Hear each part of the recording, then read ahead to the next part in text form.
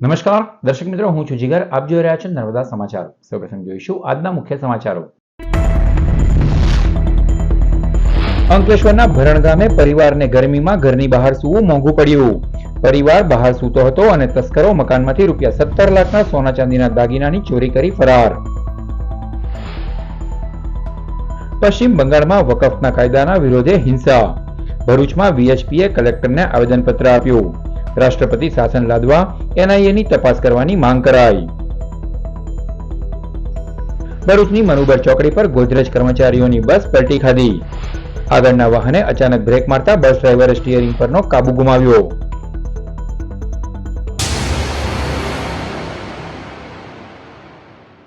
અંકલેશ્વર તાલુકાના ભરણ ગામના સુથાર ફળિયામાં તસ્કરોએ મકાનને નિશાન બનાવી સોના ચાંદીના ઘરેણાં તેમજ રોકડા મળી કુલ 17.56 લાખના મુદ્દામાલની ચોરી કરી ફરાર થયા. અંકલેશ્વર તાલુકાના ભરણ ગામના સુથાર ફળિયામાં રહેતી ભારતીબેન ભાવેશ પટેલ પોતાના પરિવાર સાથે ઘરના દરવાજો બંધ કરી ઓટલા ઉપર સૂઈ ગયા હતા.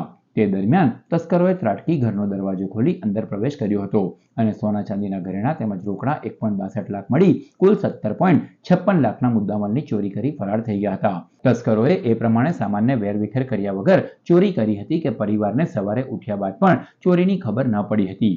સવારે 8 વાગ્યા બાદ વિવિધ રૂમમાં સફાઈ કરતી વેળા દાગીનાના બોક્સ કબાટ નીચેથી મળતા ચોરી થઈ હોવાનું માલુમ પડ્યું હતું. એ પહેલા પરિવારના સભ્યોએ 2 થી 3 વાર તિજોરી ખોલી હોવા છતાં પણ ચોરી થઈ હોવાનો અહેસાસ થયો ન હતો. સવારે સફાઈ દરમિયાન કબાટ નીચેથી ઘરેણાંના ખાલી બોક્સ મળ્યા હતા, જે બાદ ચોરી અંગેની જાણ થતાં તેઓએ પોલીસને જાણ કરી હતી. બનાવની જાણની સાથે જ પાનોલી પોલીસનો કાફલો ઘટના સ્થળે દોડી આવ્યો હતો અને વધુ તપાસ હાથ ધરી છે. આપ જોઈ શકો છો, આ મારા બેનનું ઘર છે. મારું નામ નીતિન પટેલ. મારા બનાવી પાર્સભાઈ જીણાભાઈ પટેલ, એમના ઘરે ગત રાત્રે ચોરી થઈ છે. 12 થી 15 કિલો જેટલું ઘરનું સોનું ચોરાયું છે, સાથે 1.25 લાખ જેટલી રોકડ રકમની પણ ચોરી થઈ છે. પોલીસ ફરિયાદ નોંધાવવામાં આવી છે.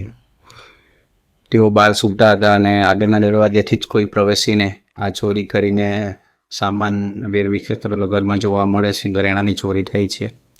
ફરી પાછા બોક્સ અને કબાટને લોક કરીને એ રીતે જેમ હતું એઝ ઇટ ઇઝ રાખવામાં આવી છે. સવારે ઉઠીને જ્યારે બધી સાફ સફાઈ કરતી હતી બેન, ત્યારે એમને આ ખાલી ઘરેણાના બોક્સ જોવા મળ્યા અને તપાસ કરતાં ખબર પડી કે ઘરેણા ઘરમાંથી ગાયબ થયા છે. ત્યારબાદ કબાટના લોકરમાં તપાસ કરતાં રોકડ રકમની પણ ચોરી થયેલ હોવાનું માલુમ પડેલ છે. અને ત્યાંની તેઓએ આજે પાનોલી પોલીસ સ્ટેશનમાં ફરિયાદ નોંધાવી છે. પશ્ચિમ બંગાળમાં હિન્દુઓ ઉપર થઈ રહેલી હિંસાના વિરોધમાં વિશ્વ હિન્દુ પરિષદ અને બજરંગ દળ સહિત હિન્દુ સંગઠનોએ કલેક્ટર કચેરી ખાતે ધરણા બાદ જિલ્લા કલેક્ટરને આવેદનપત્ર પાઠવ્યું. ભરૂચ કલેક્ટર કચેરી ખાતે હાથમાં બેનર પોસ્ટર સાથે સૂત્રોચ્ચાર કરી હિન્દુ અગ્રણીઓ દ્વારા જિલ્લા કલેક્ટરને આવેદનપત્ર પાઠવવામાં આવ્યું હતું. ભરૂચ જિલ્લા ભાજપ પ્રમુખ પ્રકાશ મોદી, હિન્દુ અગ્રણી અશોક ઝા, બિપિન સોલંકી તથા સ્વામી મુક્તાનંદ સહિતની મોટી સંખ્યામાં ઉપસ્થિત હિન્દુ સંગઠનોના કાર્યકરો દ્વારા પશ્ચિમ બંગાળમાં વકફ કાયદા સામે વિરોધની આડમાં હિન્દુઓ પર થઈ રહેલી હિંસાને અટકાવવા અને હિન્દુઓને સુરક્ષા આપવા સાથે કસૂરવારો સામે તાત્કાલિક પગલાં લેવાની માંગ કરવામાં આવી હતી. અત્રે ઉલ્લેખનીય છે કે પશ્ચિમ બંગાળમાં વકફ કાયદાના વિરોધમાં હિંસા ફાટી નીકળી છે. પ્રદર્શનકારીઓ દ્વારા અનેક વાહનોને આગ ચાંપી દેવામાં આવી હતી. પ્રદર્શનકારીઓ દ્વારા હિન્દુ લોકોને જ નિશાન બનાવતા હોવાની રજૂઆત કરાઈ છે. આજે સંપૂર્ણ ભારતભરમાં વિશ્વ હિન્દુ પરિષદ દરેક જિલ્લા કેન્દ્રો ઉપર રાષ્ટ્રપતિ મહોદયાને સંબોધિત કરી કલેક્ટરશ્રીને આવેદન આપવાના છે કે તાત્કાલિક અસરથી આ હુમલાઓ બંધ થાય, જે હિન્દુઓને નુકસાન થઈ છે એની ભરપાઈ થાય, આરોપીઓને કડકમાં કડક સજા આપવામાં આવે અને સાથે સાથે પશ્ચિમ બંગાળમાં કેન્દ્રીય બળની તૈનાતી થાય અને કેન્દ્ર સરકાર એની નોંધ લઈ તાત્કાલિક અસરથી ત્યાં રાષ્ટ્રપતિ શાસન લાગુ કરે. અને આ વારંવાર આવી ઘટનાઓ બની રહી છે, તો આગામી દિવસોમાં પણ વિશ્વ હિન્દુ પરિષદ બજરંગ દળ આ તીવ્ર ઉગ્ર આંદોલન કરશે અને એના જ ભાગરૂપે આગામી દિવસોમાં વિશ્વ હિન્દુ પરિષદના આયામ બજરંગ દળનો વર્ગ છે અને દુર્ગાવાહિનીનો પણ વર્ગ છે. તો આજે હું હિન્દુ સમાજના યુવાનો યુવતીઓને એ પણ આહવાન કરું છું કે હિન્દુ સમાજ ઉપર આવતી આપત્તિઓ માટે લડવા માટે તમે તૈયાર થાઓ. ભરૂચ રોડ ઉપર મનુબર ચોકડી નજીક દહેજ કંપનીમાં કર્મચારીઓને લઈ જતી ખાનગી બસ પલટી જતા મચી હતી દોડધામ. ભરૂચથી દહેજને જોડતા માર્ગ ઉપર અકસ્માતોનો વધુ એક બનાવ સામે આવ્યો છે. ભરૂચ દહેજ રોડ ઉપર મનુબર ચોકડી નજીક દહેજની કંપનીમાં કર્મચારીઓને લઈ જતી ખાનગી લક્ઝરી બસ અચાનક પલટી ખાઈ ગઈ હતી, જેના પગલે દોડધામ મચી જવા પામી. અકસ્માતમાં 5 થી 6 કર્મચારીઓને ઈજા પહોંચી છે. આ અંગેની જાણ થતાં જ બી ડિવિઝન પોલીસનો કાફલો ઘટનાસ્થળે દોડી આવ્યો હતો અને તપાસ શરૂ કરી હતી. બીજી તરફ અકસ્માતના પગલે સ્થાનિકો દોડી આવ્યા હતા અને કર્મચારીઓને બસની બહાર કાઢ્યા હતા. ચાલકે સ્ટીયરિંગ પરનો કાબુ ગુમાવતા અકસ્માત સર્જાયો હોવાની માહિતી પ્રાપ્ત થઈ છે. અકસ્માતના પગલે ટ્રાફિક જામની પરિસ્થિતિનું પણ નિર્માણ થયું હતું. આ બસ દહેજની ગોદરેજ કંપનીમાં જઈ રહી હોવાની પ્રાથમિક માહિતી મળી રહી છે. ભરૂચ શહેરના વોર્ડ નંબર 7 વિસ્તારમાં આવેલ ચિંગસપુરા ગોલવાડમાં નગરપાલિકાએ શરૂ કરાયેલ ગટર લાઇનની કામગીરી છેલ્લા 2 મહિનાથી અધૂરી રહી જતા સ્થાનિક રહીશો ત્રાહિમામ પોકારી ઉઠ્યા છે. અધૂરી કામગીરીના કારણે આ વિસ્તારમાં ગંભીર રીતે દુર્ગંધ, ગંદકી અને મચ્છરોનો ઉપદ્રવ વધતા નરકાગાર જેવી સ્થિતિ સર્જાઈ છે. ચિંગસપુરા ગોલવાડથી પસાર થતી જૂની બોક્સ ગટર જર્જરિત હાલતમાં હતી, જેને બદલે નગરપાલિકાએ નવી અંડરગ્રાઉન્ડ ગટરની લાઇનની કામગીરી ચાલુ કરી છે. જો કે કાર્ય ચાલુ હોય તે સ્થિતિમાં ગટરનું જોડાણ કર્યા વિના કામગીરી બંધ કરી દેવામાં આવી હતી, જેના કારણે ઘરના આંગણામાં જ ગંદુ પાણી ભરાઈ રહ્યું છે અને મુખ્ય રસ્તા ઉપર પણ ગંદકી છવાઈ ગઈ છે. સ્થાનિક રહેવાસીઓના જણાવ્યા અનુસાર ગટરના ઉદ્ભવેલા દુર્ગંધ અને ગંદકીના કારણે મચ્છરોનો ઉપદ્રવ વધી રહ્યો છે. ડ્રેનેજ જોડાણ પણ નવી લાઇન સાથે જોડવા માટે તંત્રને અનુરોધ કર્યો છે. આજે રસ્તો 3-4 મહિનાથી આ ખોદીને બેઠા તો કશું કરતા નથી અને આ કહેવા જઈએ ત્યારે કોઈ સાંભળતું નથી. આજે આ ગયા ચોમાસામાં બી એક માણસ છે તે એને ખાડામાં પડીને મરી ગયેલો. આવું કંઈ થશે તો જવાબદાર કોણ? આવું વારે ઘડીએ અહીંયા આવવા જવાનો મેઇન રસ્તો છે, કોઈ ધ્યાન જ નહીં આપતા. આજે કંઈ રસ્તો બનાવી માણસો બધા કામ ચાલુ છે ને રસ્તો નવો બનાવવાનો તો આજુબાજુની ગટરો નથી, એ બધું પાણી બહાર આવે. આવવા જવાની કેટલી તકલીફ પડે છે. નગરપાલિકાને રજૂઆત કરવા છતાંય નથી આવતા. ભરૂચ ખાણ અને ખનિજ વિભાગ દ્વારા વાગરાના નાંદીડા ગામે ચાલતી ગેરકાયદેસર માટી ખનનની પ્રવૃત્તિ ઉપર દરોડા પાડવામાં આવ્યા હતા અને લાખો રૂપિયાનો મુદ્દામાલ કબજે કરાયો. વાગરા તાલુકાના નાંદીડા ગામની સીમમાં ચાલતા ગેરકાયદેસર માટી ખનનના કૌભાંડનો પર્દાફાશ થયો છે. ભૂસ્તર વિભાગને બિનઅધિકૃત રીતે માટી ખનનની ફરિયાદ મળતા દરોડા પાડ્યા હતા. આ દરમિયાન માટી ખનનની ગેરકાયદેસર પ્રવૃત્તિઓ ઝડપાઈ હતી, જેમાં ભૂસ્તર વિભાગે હિટાચી મશીન સહિત લાખો રૂપિયાનો મુદ્દામાલ કબજે કર્યો હતો. વાગરાના નાંદીડા ગામની સીમમાં આવેલ સર્વે નંબર 48ના ખેતરમાં ગેરકાયદેસર રીતે માટી ખનન કરવામાં આવતું હોવાનું બહાર આવ્યું છે. અંકલેશ્વરમાં Reva social and sports charitable trust દ્વારા 9મી સાયક્લોથોન અને વોકેથોનનું આયોજન કરવામાં આવ્યું છે, જેમાં 1000થી વધુ સાયકલવીરો તેમજ દોડવીરો જોડાશે. પર્યાવરણની જાળવણીના હેતુસર Reva social and sports charitable trust દ્વારા પ્રતિવર્ષ સાયક્લોથોનનું આયોજન કરવામાં આવે છે. ત્યારે આ વર્ષે તારીખ 20મી એપ્રિલને રવિવારના રોજ 9મી સાયક્લોથોન અને વોકેથોનનું આયોજન કરવામાં આવ્યું છે, જેનો જીઆઈડીસીમાં આવેલ અટલજી જોગર્સ પાર્ક ખાતેથી પ્રારંભ કરાશે. વોકેથોન 5 કિલોમીટર જ્યારે સાયક્લોથોન 15 કિલોમીટરની રહેશે. આ સાયક્લોથોન અને વોકેથોનમાં અત્યાર સુધીમાં 1000થી વધુ લોકોએ રજીસ્ટ્રેશન કરાવ્યું છે. પર્યાવરણની જાળવણીના હેતુસર હજારો લોકો આમાં ભાગ લેશે, જેની તૈયારીઓને અંતિમ ઓપ આપી દેવામાં આવ્યો છે. 9મા સાયક્લો વોકાથોનમાં જ્યારે સાયકલિંગ અને વોકિંગ માટે આપણે રજિસ્ટ્રેશનનું વાત કરીએ તો લગભગ 1000 ઉપર રજિસ્ટ્રેશન થઈ ગયું છે અને ઓફલાઈન રજિસ્ટ્રેશન અમને કાલથી જ બંધ કરી દેવું પડ્યું. અને રૂટ એવો રહેશે કે અહીંયાથી ફ્લેગ ઓફ થયા પછી વોકિંગના જે લોકો છે એ 5 કિલોમીટર વોક માટે એએસઆઈસી હોસ્પિટલ તરફ જશે અને ત્યાંથી યુટર્ન લઈને ફરી પાછા અહીંયા આવશે.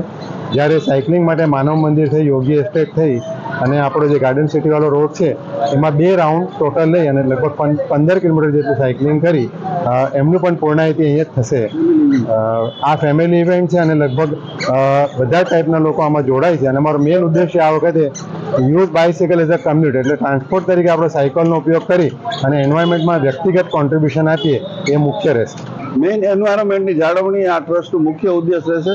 એને ધ્યાનમાં રાખીને વૃક્ષારોપણ કરવું, લોકોને કરવા માટે પ્રોત્સાહિત કરવા, સાયકલિંગ કરવું જેના લીધે ફિટનેસ આવે અને રનિંગ વગેરે એક્ટિવિટીઝ અને સારી કોઈ પણ પ્રવૃત્તિઓ આવી કરતા હોય સ્પોર્ટ રિલેટેડ એ લોકોને પ્રોત્સાહિત કરવા, પ્રમોટ કરવા અને એની નોંધ લઈને એનું બહુમાન કરવું અને એ લોકોનો ઉત્સાહ વધારવાનો અમારો કાર્યક્રમ રહેશે. તો એને ધ્યાનમાં રાખીને સતત 9મા વર્ષે તમારી નર્મદા ચેનલના બી અમે આભારી છીએ કે આપના થકી આનું માધ્યમ દ્વારા અમારા આવા સારા કાર્યોની સરાહના કરવામાં આવે છે. ભરૂચ જિલ્લામાં ડ્રોન ઉડાવો પર પ્રતિબંધ મૂકવામાં આવ્યો છે.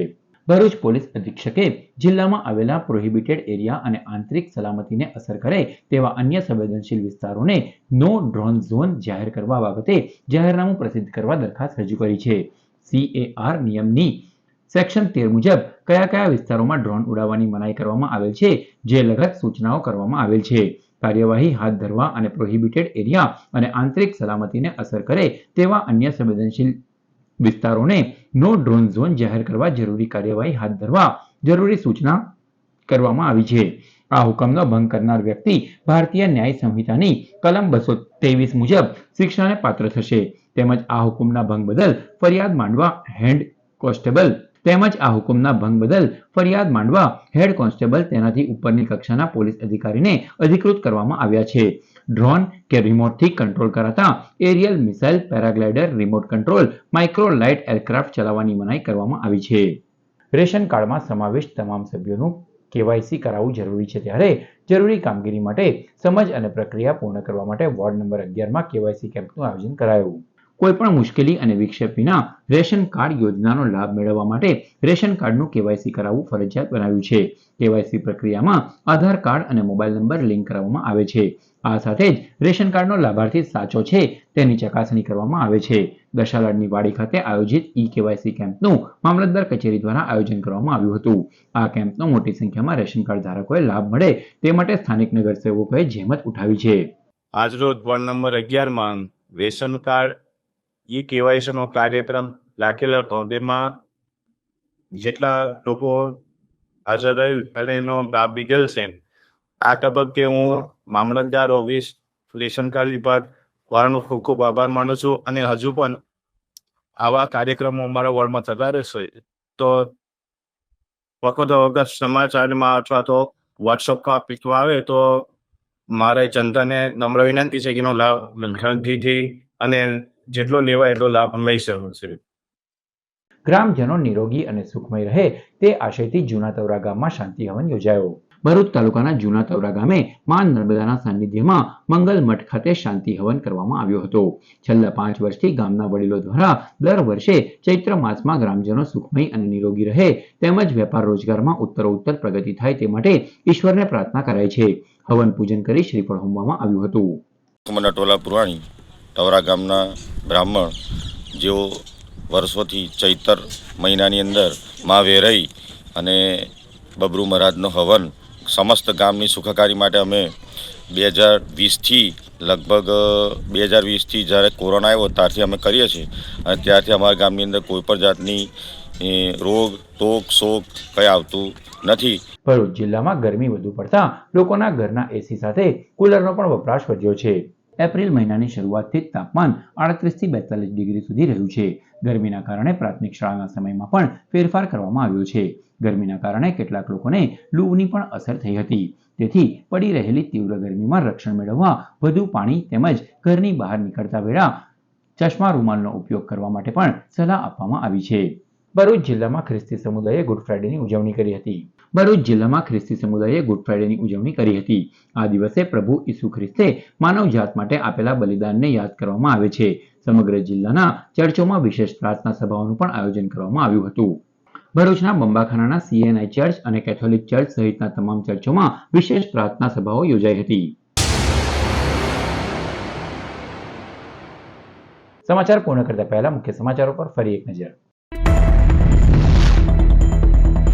અંકલેશ્વરના ભરણ ગામે પરિવારને ગરમીમાં ઘરની બહાર સૂવું મોંઘું પડ્યું.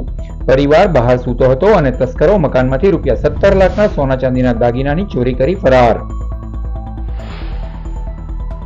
પશ્ચિમ બંગાળમાં વકફના કાયદાના વિરોધે હિંસા. ભરૂચમાં VHPએ કલેક્ટરને આવેદનપત્ર આપ્યું. રાષ્ટ્રપતિ શાસન લાદવા NIAની તપાસ કરવાની માંગ કરાઈ. ભરૂચની મનુબર ચોકડી પર ગોદરેજ કર્મચારીઓની બસ પલટી ખાધી. આગળના વાહને અચાનક બ્રેક મારતા બસ ડ્રાઈવરે સ્ટીયરિંગ પરનો કાબુ ગુમાવ્યો. તો આ હતા અત્યાર સુધીના નર્મદા સમાચાર. નવા સમાચારો સાથે ફરી મળીશું. નમસ્કાર.